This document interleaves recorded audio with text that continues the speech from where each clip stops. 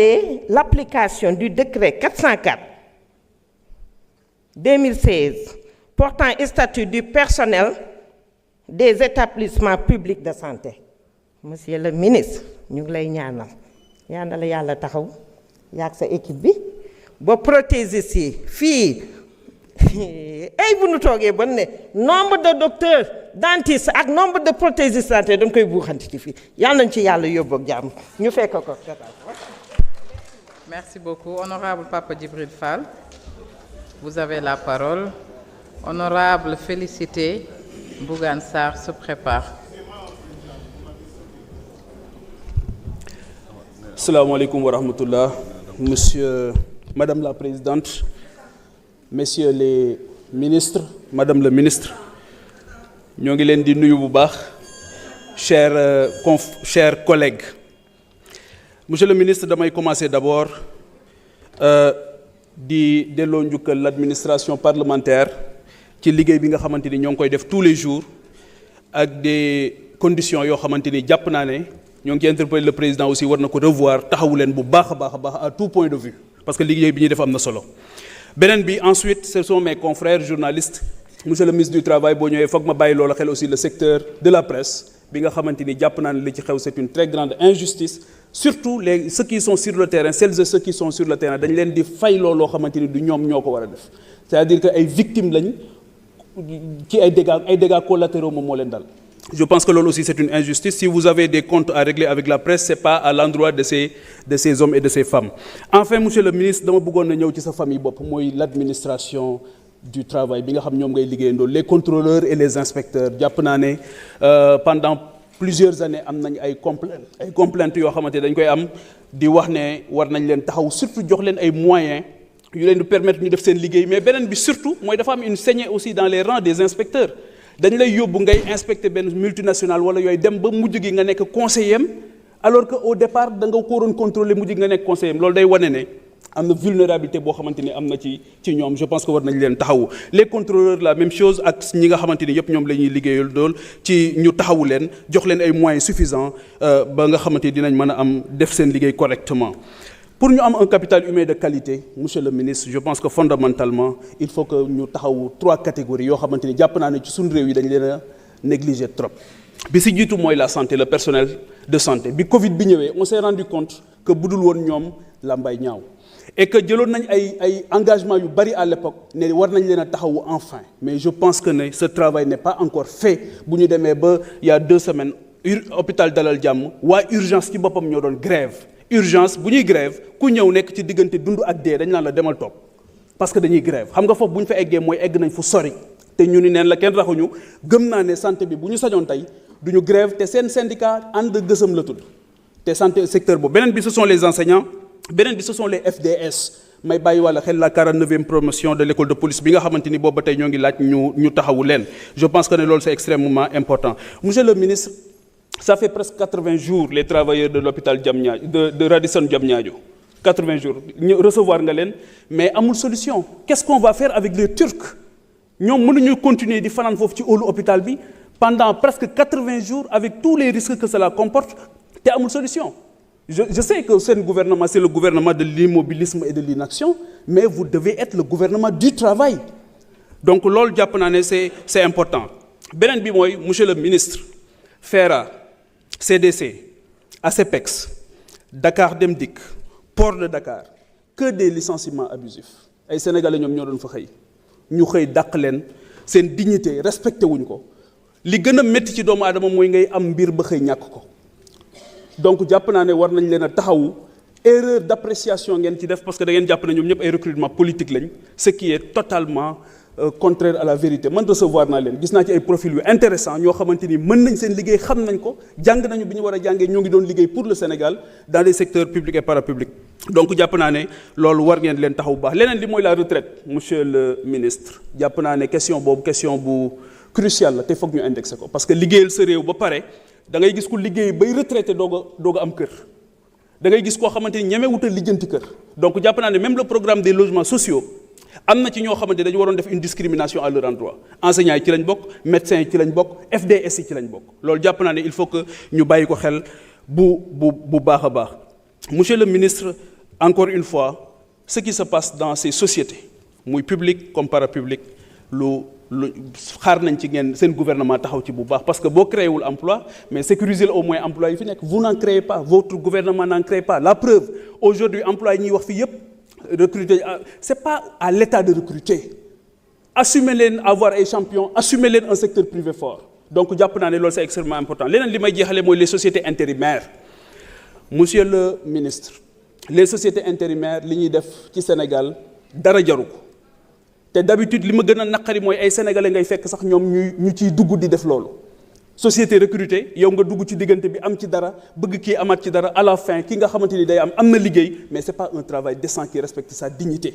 Le travail, le chantier que vous avez aujourd'hui, c'est de permettre à tous les travailleurs de respecter cette dignité première. Dignité première, c'est quoi? Lek ba sour, nan ba mandi, transport bi nga réglé ko. So fébaré mëna faju, waye fim né ni bari na travailleur bo xamanté la yëk ci yaram bugul sax xam lan la parce que bu démé hôpital tamit mënta faju. Donc lool moy les chantiers que vous avez. Lenen li moy qu'est-ce que le projet apporte comme promesse de rupture? Lan lay indi? Ma ngi leen di gërëm. Merci beaucoup. Honorable Félicité Mbougan Sarr, vous avez la parole. Si. Honorable Amadou Lamine Diouf se prépare.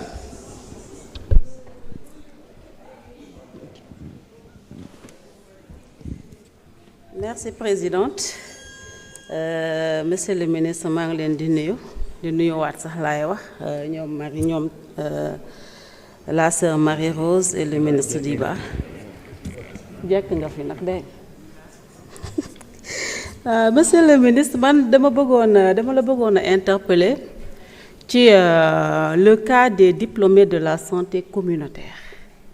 ñoom ils peinent vraiment à intégrer le marché de l'emploi ñoom ñu bëri ci ñoom dañoo intégré woon dañoo demoon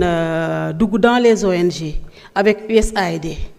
mais avec ce qu'on sait nous tous finalement la majeure partie d'entre eux se retrouvent en chômage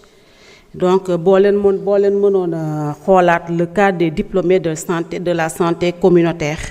dina baax ñoom ñooy souffrir bu baax monsieur le ministre man les fonctionnaires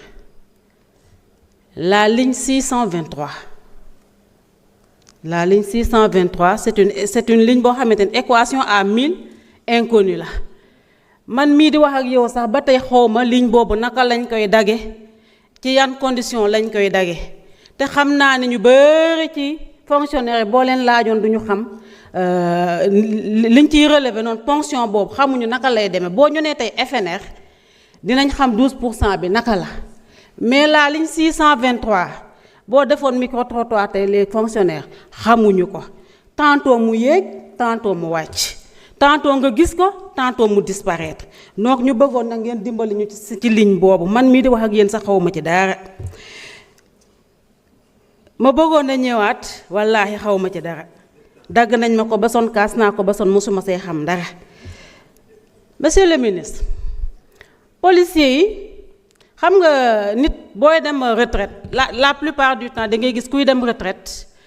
day kontaan parce que da ngay naan dañ lay souhaiter une retraite paisible